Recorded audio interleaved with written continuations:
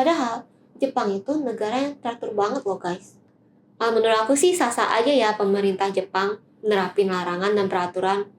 Ya karena kalau terlalu dibebasin, jadinya begini. Hai hai, sini jadi ceritain. 2024 belum setengah jalan. Tapi aku udah dengar 3 kali berita soal kelakuan turis di Jepang. Apa aja ya? Yang pertama, area Gion di Kyoto yang terkenal sebagai distrik geisha dan punya sejarah yang mendalam. Sekarang mulai dipasangin plang-plang peringatan, denda kalau foto-foto sembarangan. Katanya turis-turis asing suka foto-foto sembarangan dan gangguin geisha yang lewat. Hah? Kok bisa? Geisha itu bukan badut guys. Mereka itu profesional entertainer yang harus bisa dan jago dalam hal nyanyi, nari, main alat musik tradisional, sampai harus jago ngobrol juga loh. Keren tahu. Udah gitu, katanya loh, turis-turis suka meresahkan warga. Kenapa? Ya karena suka masuk-masuk sembarangan ke area pribadi, misalnya ke rumah orang. Aku sih nggak ngerti lagi ya, kenapa bisa sampai gitu. Kalau kalian gimana? Aku foto di area publik aja masih malu loh guys. Yang kedua, kalian pasti sering lihat deh foto-foto orang yang berdiri di depan Lawson. Terus di belakangnya ada Gunung Fuji. Kalau aku pertama kali lihat sih, rasanya kayak lucu ya. Setengah lucu, setengah keren ya. Fotonya ada Fuji di belakang. Iya, sebenarnya nggak masalah sih kalau misalkan kalian mau foto kalian itu sama dengan 2020 orang lainnya, kayak gitu misalnya. Tapi bayangin deh kalau semua orang mau punya foto yang sama. Wow.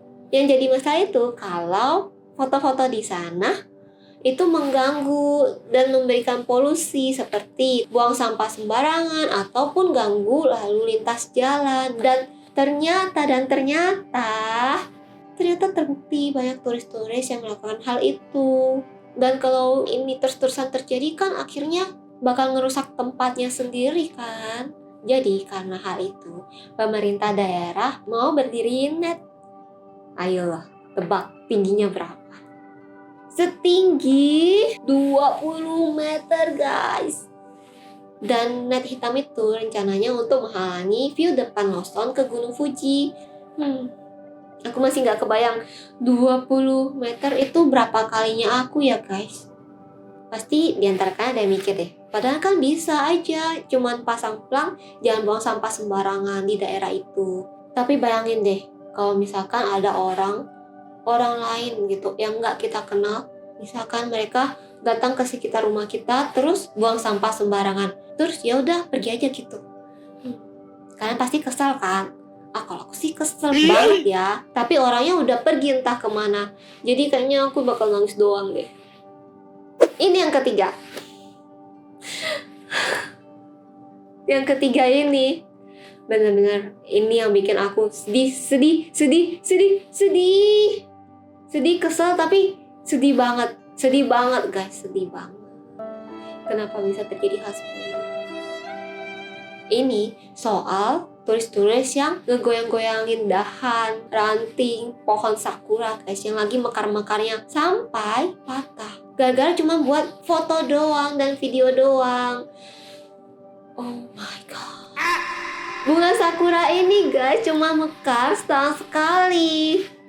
Dan cuma dirontokin buat foto-foto doang. Padahal nggak perlu sampai rontok.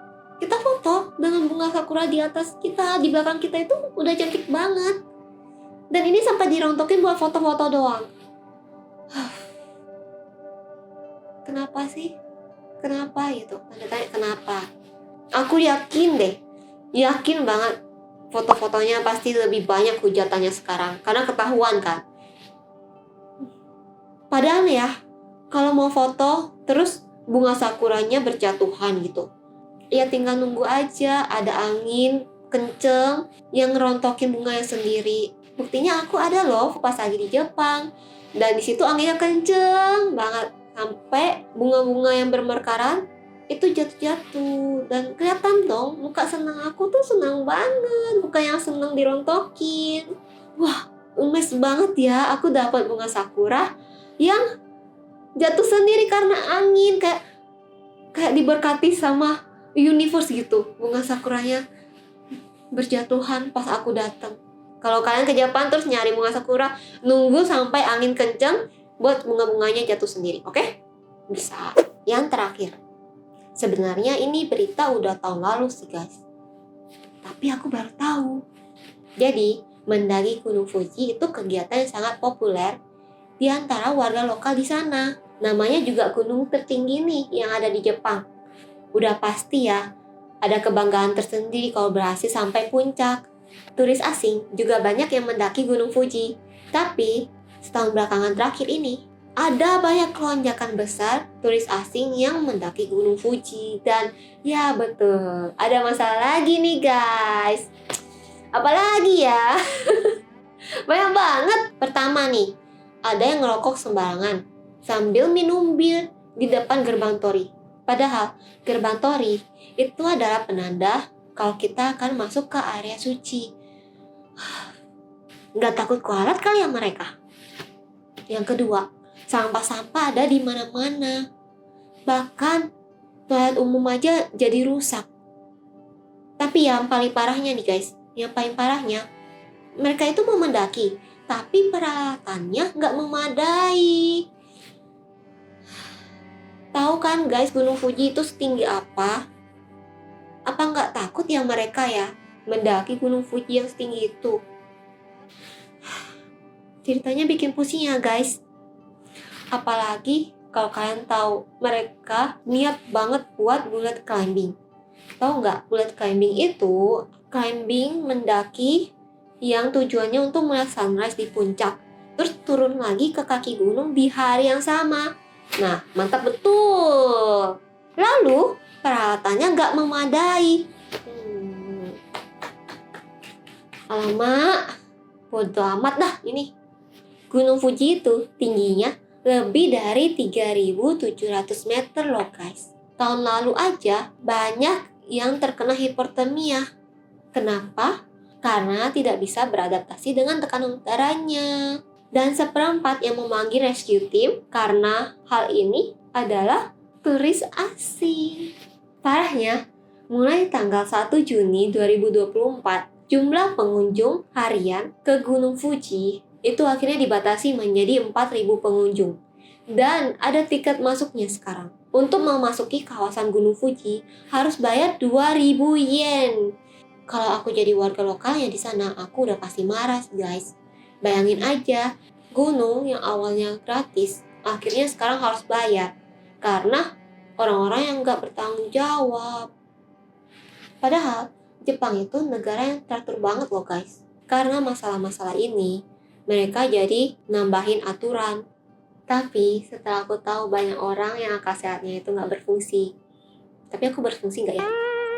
Nah ya gitu deh. Menurut aku sih sah-sah aja ya pemerintah Jepang nerapin larangan dan peraturan. Ya karena kalau terlalu dibebasin, jadinya begini.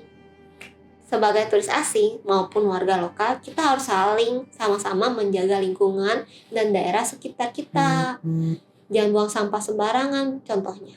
Ya kalau kalian mau buang sampah sembarangan itu sah-sah aja. Kalau misalkan kalian punya sertifikat tanah yang kalian buang tuh sampahnya di tanah itu oke banget. Jadi setiap kali kalian mau buang sampah, kalian harus punya dan bawa sertifikat. Ini sertifikat saya ini, jadi saya berhak buang sampah sembarangan. Bener nggak itu?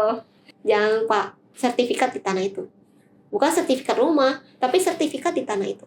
Oke, segitu dulu untuk cerita hari ini. Kalau misalkan kalian tahu atau ada cerita tentang kelakuan turis yang aneh-aneh, jangan lupa komen di kolom komentar. Dan jangan lupa untuk like dan juga subscribe ya. Sampai jumpa di cerita berikutnya. Dadah!